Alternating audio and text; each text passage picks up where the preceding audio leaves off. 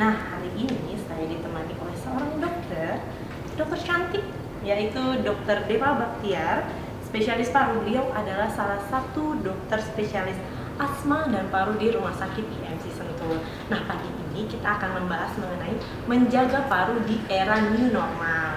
Seperti apa sih sebenarnya? Nah, pagi ini kita juga ada yang menarik, mungkin belum datang juga, nanti akan datang. Dan untuk teman-teman yang mungkin ingin memberikan pertanyaan, bisa menulis pertanyaannya di kolom chat, dan bagi pemenangnya terbaik akan mendapat souvenir terbaik juga dari Rumah Sakit IMC Sentul dan dari Mall Botani Square. Dan pagi ini dalam waktu 30 menit ke depan kita akan membahas mengenai menjaga paru tetap sehat di era new normal dan akan mendapatkan manfaat dan tips-tips menarik. Nah, pagi ini juga kita ditemani oleh dua orang wanita cantik, yaitu Mbak Melia dan Mbak Winda. Hai, selamat pagi Mbak Winda, Mbak Melia. Apa kabar Mbak? Ya, di Rumah Sakit IMC Sentul juga ada promo, yaitu wujudkan cinta Anda kepada keluarga dalam mencegah penyebaran COVID melalui promo drive-thru untuk rapid test pada pukul 8 sampai 12 dengan harga 275.000 dan khusus untuk PCR swab dengan harga 1.250.000 dari jam 8 sampai jam 10, dan ini dilakukan setiap hari kecuali hari libur nasional. Cek sekarang untuk hari esok yang lebih baik. Yuk kita datang ke Rumah Sakit IMC Sentul. Baik, pagi ini kita sapa dokter kita. Selamat pagi Dokter Deva. Pagi Mbak Yusmita. Pagi.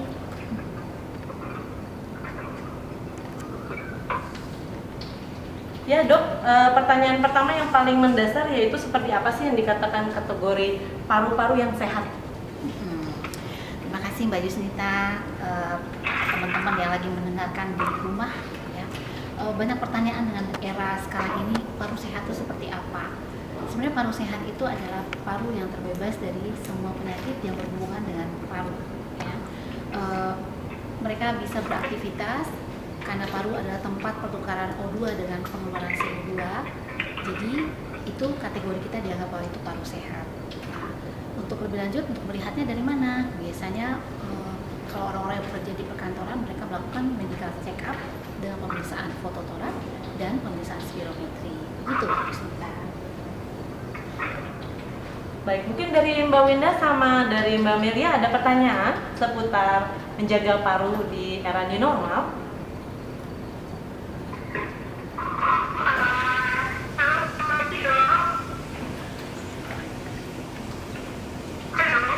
Ya.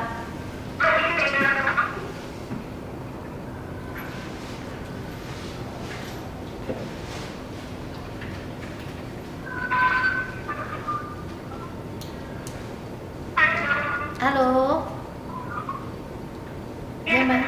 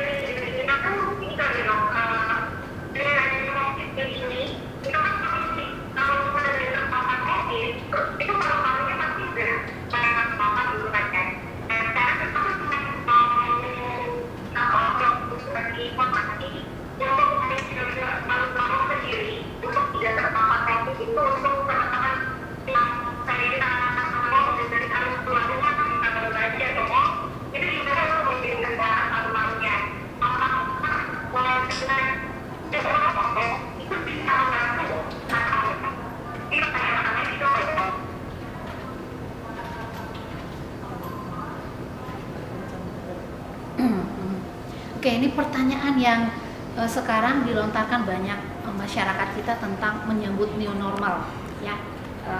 Nanti ya saya sebutkan apa benar nih pertanyaannya, karena suaranya agak putus-putus, saya nggak terlalu jelas ngedengarnya ya.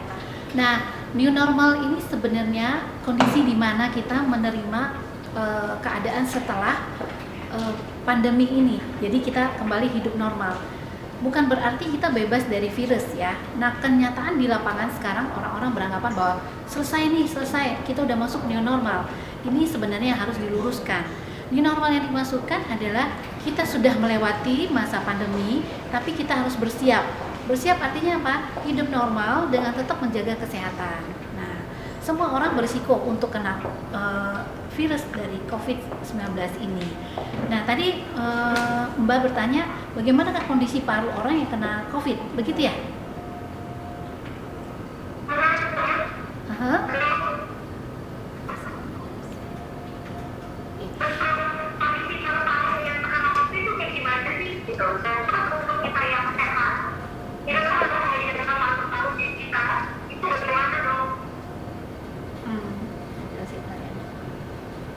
Sebentar.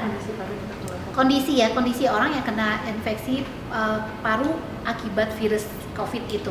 Ini bervariasi artinya sekarang kita mengenal ada orang-orang tanpa gejala. Nah, orang-orang tanpa gejala itu gambaran parunya masih normal, ya belum terlihat ada luka di parunya. Ketika dia udah masuk kondisi-kondisi yang agak berat, baru terlihat ada perlukaan di paru. Kalau orang awam bisa lihat itu di fotonya kelihatan gambaran putih-putih. Nah, putih-putih itu sebenarnya cairan yang tertumpuk akibat dari luka yang dibuat oleh si kuman tadi. Ini tergantung, makin berat kondisi seorang, maka si luka tadi akan bertambah luas. Maka dia akan jatuh kepada keadaan ARDS, Acute Respiratory Distress Syndrome, atau keadaan serangan paru yang sangat buruk. Dan inilah yang akan menyebabkan, kalau parunya semakin buruk, menyebabkan akan kematian. Nah, seperti itu. Nah, kondisi orang-orang yang sudah terkena virus, penyembuhannya seperti apa? Balik, tergantung kondisi saat dia kena serangan. Kalau dia kena serangannya ringan, itu biasanya tidak meninggalkan bekas. Tapi kalau dia udah jatuh keadaan yang lebih berat, di akhirnya dia akan meninggalkan bekas yang kita sebut dengan fibrosis atau bekas luka akibat virus. Seperti itu. Gimana, Mbak? Iya, saya ada apa tadi bertanya juga apakah dengan rokok itu akan punya kemungkinan lebih besar terpapar COVID atau enggak? Kalau untuk Perokok. Oh, kalau pada orang-orang perokok, pertanyaannya sangat besar untuk kemungkinan dia terpapar. Rokok sendiri itu menyebabkan kerusakan paru lebih cepat. Di paru kita ini ada sel-sel yang terdiri juga dari fili-fili, rambut-rambut sebenarnya. Si rokok tadi mengandung zat-zat racun yang sangat banyak. Dia akan menggundulin si rambut tadi. Padahal fili-fili atau rambut tadi itu fungsinya adalah untuk membuang si kuman keluar dari paru. Tapi karena kondisinya dia perokok, si fili-filinya itu kayak digundulin, tidak ada lagi sebagai penyapu si kuman tadi untuk keluar. Nah, akhirnya bukan hanya debu saja yang bisa masuk, kuman pun akhirnya bertahan. Nah, tidak hanya COVID, pada pasien-pasien yang perokok itu untuk kuman TB pun gampang kena. Makanya risiko orang perokok TB-nya akan lebih besar kenanya. Gitu. Dok, melanjutkan pertanyaan tadi ya, Mbak Winda, ada pertanyaan juga nih dari netizen dari @mutia_r25. Dok, biasanya yang rentan terkena penyakit paru itu yang merokok aja atau yang tinggal dengan perokok juga jadi ikutan rentan, Dok? Oke, pertanyaannya bagus sekali ya. Sebenarnya utama adalah perokok. Kemudian kita mengenal ada perokok aktif, perokok pasif ya. Kalau sekarang ada first smoker adalah yang perokok aktif. Kemudian second smoker, perokok yang berada di sebelah orang perokok. Kemudian kita kenal juga third smoker, ada perokok ketiga. Orang perokok aktif berada di situ, setelah dia merokok, dia keluar dari ruangan tersebut, ada orang lain masuk, dia dianggap perokok ketiga. Apakah semua berisiko untuk kena? Iya, ya, berisiko untuk kena infeksi tersebut, gitu ya. Karena si parunya juga ikut rusak akibat zat-zat yang ditinggalkan oleh si perokok tadi. Nah, dok, dari pengalaman kita juga ada yang nanya nih dok, bagi nanti bagaimana dok, ada pengalaman yang nanya ya untuk pertanyaan saya itu ada makanan yang harus dihindari untuk menghadapi normal ini, dan juga makanan yang harus dikonsumsi agar paru-paru tetap sehat. Untuk kita menuju era-era normal ini, kita harus persiapkan diri dulu. Kalau yang konsumsi yang harus kita lakukan adalah multivitamin yang banyak, ya. Artinya kita meningkatkan imunitas kita dengan memasukkan vitamin. Vitamin apa? Biasanya kita sarankan adalah vitamin C dan vitamin E, karena karena dua vitamin itu juga mengandung antioksidan yang menghambat proses terjadinya inflamasi atau peradangan di paru. Nah, kemudian tips-tips yang lain tetap harus dilakukan. Di masa era normal, new normal ini bukan berarti selesai pakai masker. Tapi ini saya nggak pakai masker nih sekarang ya. Kita lagi sosial ini ya, fisikal ya, gitu ya. Jadi tetap masker tetap dipakai, kemudian cuci tangan tidak ditinggalkan, tetap harus ya. Kemudian physical distancing tetap harus dikerjakan. Kemudian etika batuk. Nah, banyak pasien sekarang kalau kita lihat di luaran, mereka udah mulai bandel pakai masker di dagu gitu ya, itu udah banyak gitu kita lihat. Kemudian meriung. Nah, ini yang harus kita tetap edukasi ke masyarakat. Nah dok, nih aku mau nanya juga nih dok, kan sekarang lagi banyak nih pemeriksaan rapid test, swab gitu, terutama buat mungkin teman-teman ada yang harus perjalanan dinas dengan menggunakan pesawat, jadi harus banget dan wajib tes PCR swab.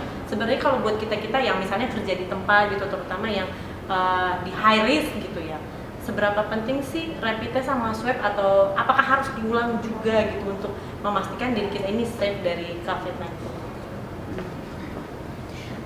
Pemeriksaan rapid test memang kita anjurkan untuk screening awal sebenarnya ya, screening awal bahwa apakah kita terkena atau tidak kalau kita bekerja di tempat-tempat yang high risk.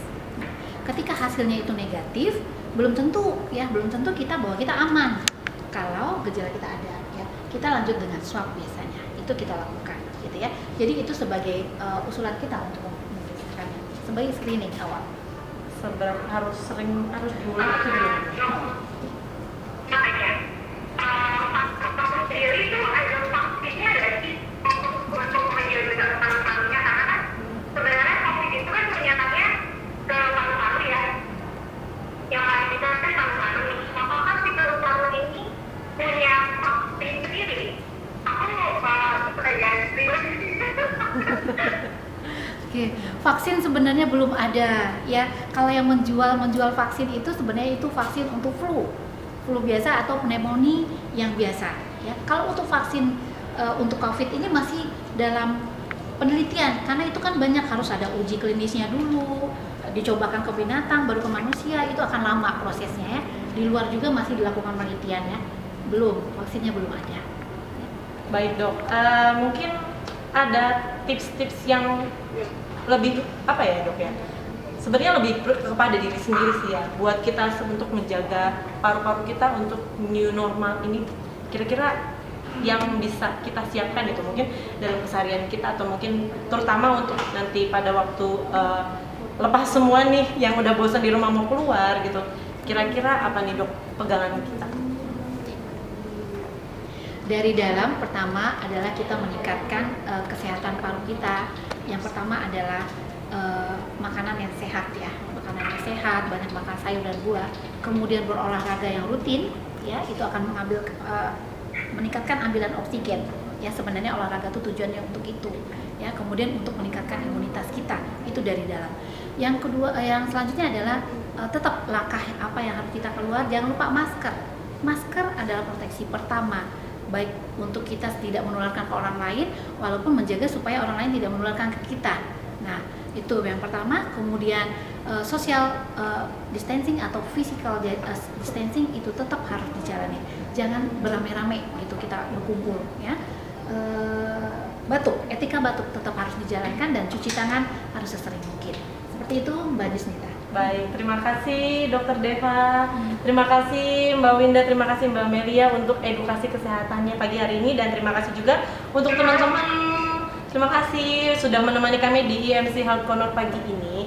Dan untuk teman-teman yang ingin mengetahui jadwal Dokter Deva di Rumah Sakit IMC Sentul, jadwal Dokter Deva itu ada di hari Selasa dan hari Kamis jam 8 sampai jam setengah 11. Dan mungkin masih ada pertanyaan atau teman-teman yang ingin mau nanyakan lagi ke Dokter Deva, bisa langsung ke Rumah Sakit IMC Sentul, atau bisa nanya atau menghubungi kami di Instagram kami di @RSIMC di rs.imc atau di website kami di www.imc.id.